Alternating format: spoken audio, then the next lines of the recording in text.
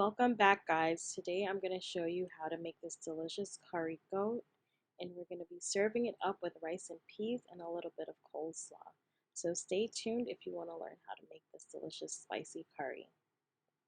Okay, first we're going to make our coleslaw. So you want to start off with some shredded cabbage and carrots, a bit of mayonnaise, like 2 tablespoons, and we have about a cup and a half of the cabbage and carrots, a teaspoon of sugar, and a teaspoon of salt and pepper. So half teaspoon of each. And we are going to put a bit of vinegar to taste. If you want it to be more tangy, you can put more or less. So we did not measure that one. So first thing, put your mayonnaise in, and then you're going to mix that in really well. Just make sure you get it all over your cabbage and carrots.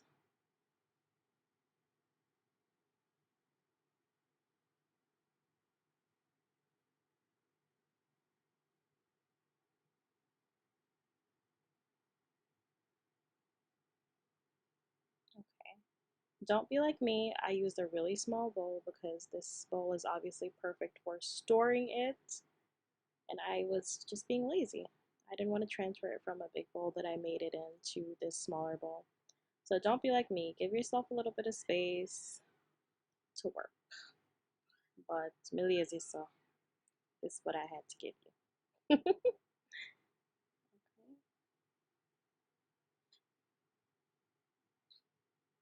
Okay, so once you've mixed in your mayonnaise, you can just grab your vinegar and put a splash of that. And then you're just going to mix that in really well, just like you did with the mayonnaise.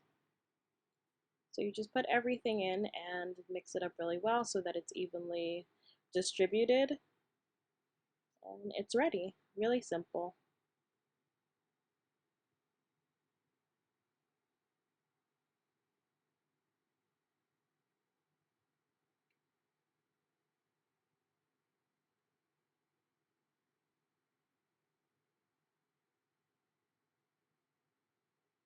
Okay, so next I just put in my sugar.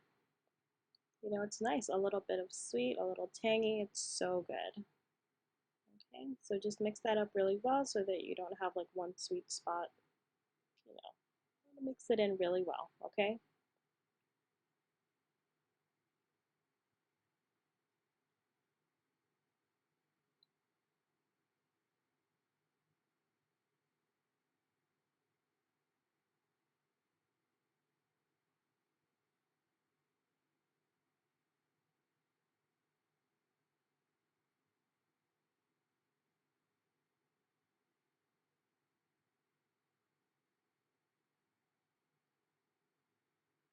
Okay, now toss in your salt and pepper and mix that in, and you're ready to go.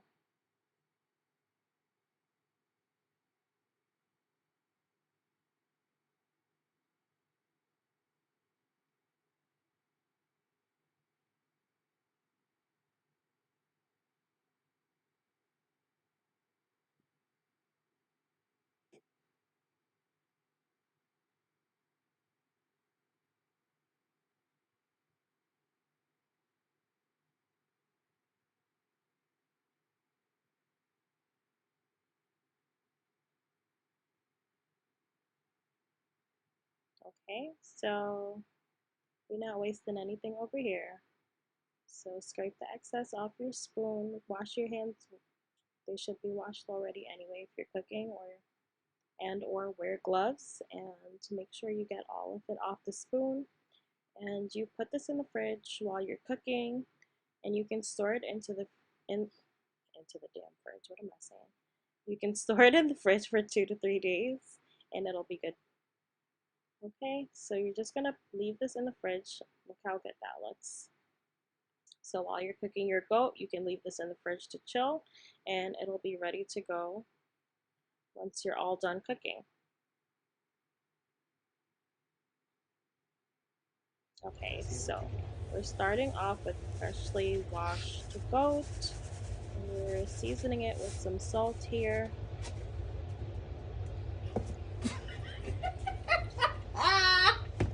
don't want to put too much salt. You can always put a bit more later if you need it. Some onion powder. Okay.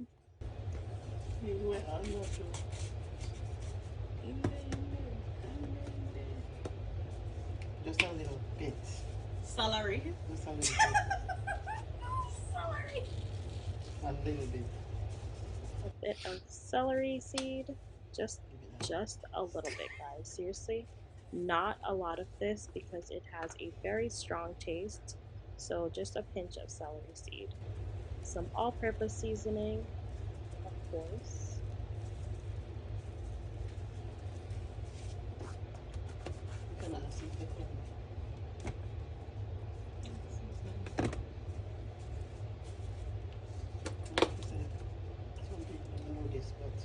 Okay, now this step is optional.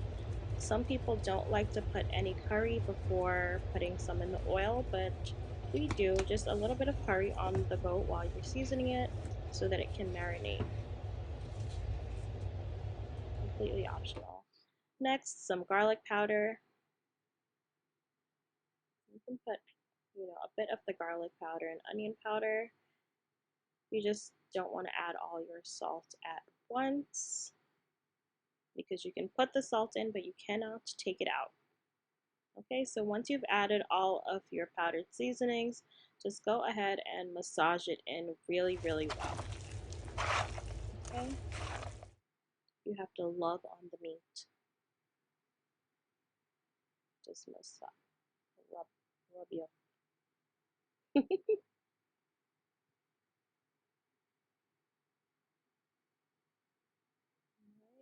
I'm not playing, guys. I mean it. Massage the meat.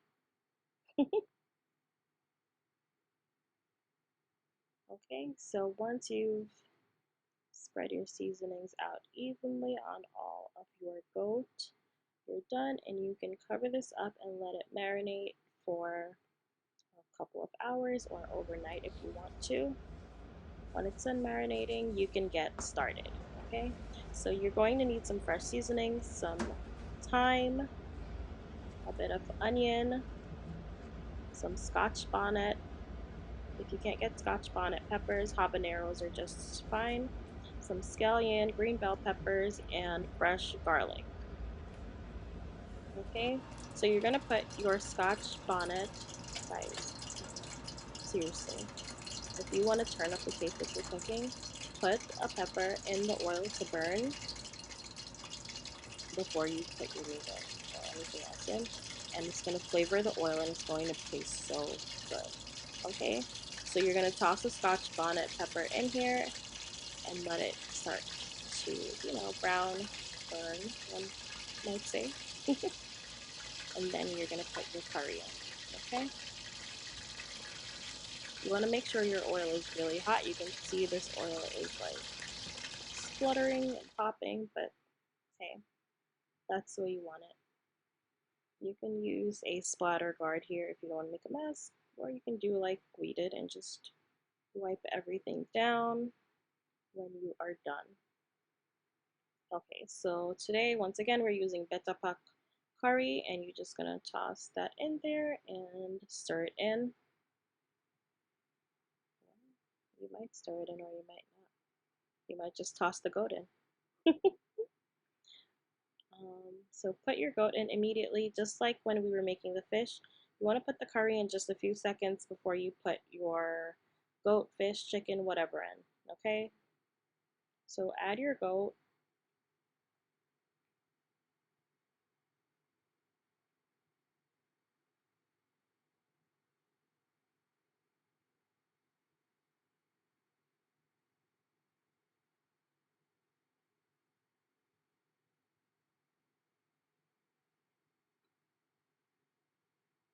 Okay, so once you add all of the goat, what you're going to do is let it cook a bit on like every side. Ideally, you don't want to be seeing much of the pink anymore when it's time to add your water, okay?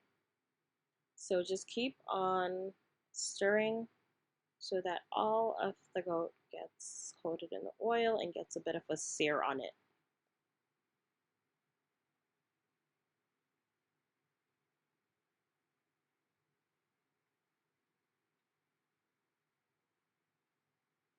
So just keep on stirring. You don't want to let it stick. You want to have a high flame here. As I said, you want your oil really hot. You want a high flame here, so you do have to watch out. Keep stirring. Don't let it stick. Okay. All right, so we let it cook on one side for a couple of minutes. You can turn the flame down a little bit, medium high, and just keep on stirring. And you can see here, it's not looking that pink anymore. So you want to give your goat a bit of a sear on every side. You don't want to brown it. It's curry, so you don't want to make it too dark. Okay, so you're kind of just steaming it, give it a little sear on each side. Okay, so a couple more minutes here, and then you're going to stir it again, same thing, until you're not really seeing any pink.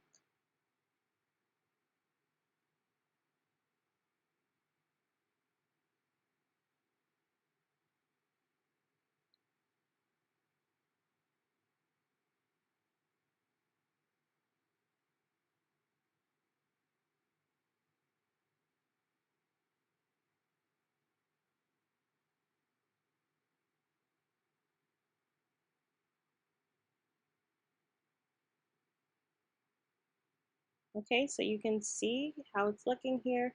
You're not really seeing very much of the pink anymore. It's nicely coated in your curry, looking good. That's what you want. So now you are going to create, as my mom would say, a dam in the middle of your pot so that you can put your fresh seasonings in. Okay, so just avalanche. Okay, just make a hole in the middle of your pot and put the fresh seasonings in there so that they can saute a little bit. Now, some people put everything in all at once, the goat, the fresh seasonings, and they stir it a little bit and then you put your water in, and that's totally fine. You can do it that way too, but this is just the way that we do it. Okay, so you're going to just stir the fresh seasonings around a bit in the oil.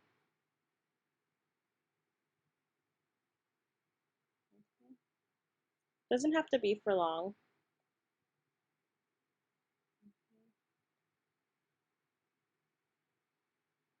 Okay, now you can stir it all up, really. Just wanted to give it a few seconds sauteing in the oil, okay? So now stir it in, mix it well with your goat.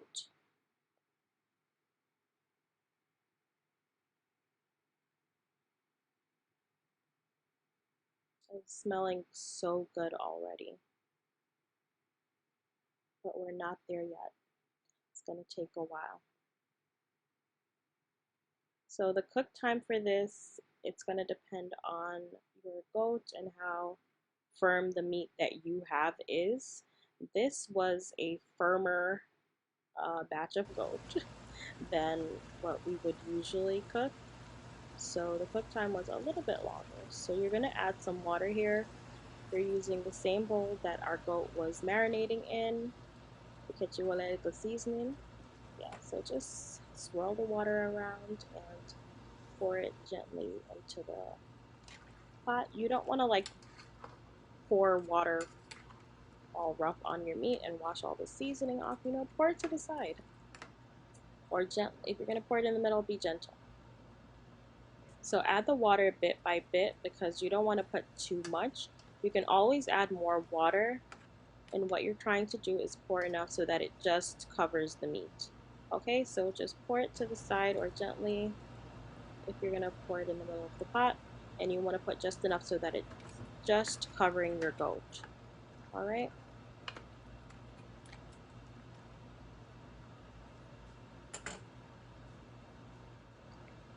So now you're going to cover it once you've added enough water, and you're going to let this simmer. You can let it cook for about 40 minutes before you check on it again. Okay. And you can tell by just looking at it that you are not there yet. Okay, so just stir it Check on the water, how much water is in there, and see how firm your meat still is. Like I said, the cook time is going to depend on the goat that you have, and ours was pretty firm. So it's been about 40 minutes now, and we're just going to stir it, and we're going to leave it on here for a little bit more. You can continue to simmer and get soft, okay? So you can see how it's looking at this point. Okay, checking back in after another 40 minutes. And you can tell, like I said, just by looking at it, it's gotten a little bit softer, but it's not cooked yet. Okay, and you also want to check on the gravy. So you can see here it's thickened up a little bit, and if you want to taste your goat for salt, now would be the time because it has boiled down, and the gravy, I mean, it looks pretty good, almost thick enough. So this is the point where you want to taste it and add salt if it needs it, and if it doesn't, then good. Okay, see that? Gravy looks good, but the goat is not cooked yet. It's still too firm. So you're going to add a little bit more water here because it needs to cook for longer. Okay.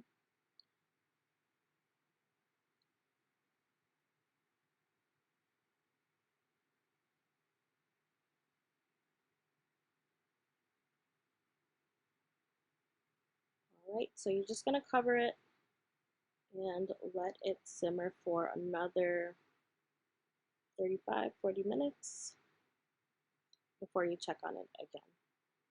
Okay. Let's see what we're working with. Okay. So you can see, it smells so good. It's starting to look ready. So just a little while longer and they should be ready. Meat was still a little bit firm here. So you can use a fork and like poke it. You can try to cut a piece of meat and you can, at this point, you can taste it. You can taste a smaller piece to see what the texture is like at this point. So we're gonna let this go for another 20 minutes to soften up and let the gravy thicken up. But it looks so good already. It smells so good. I wish you guys could smell it.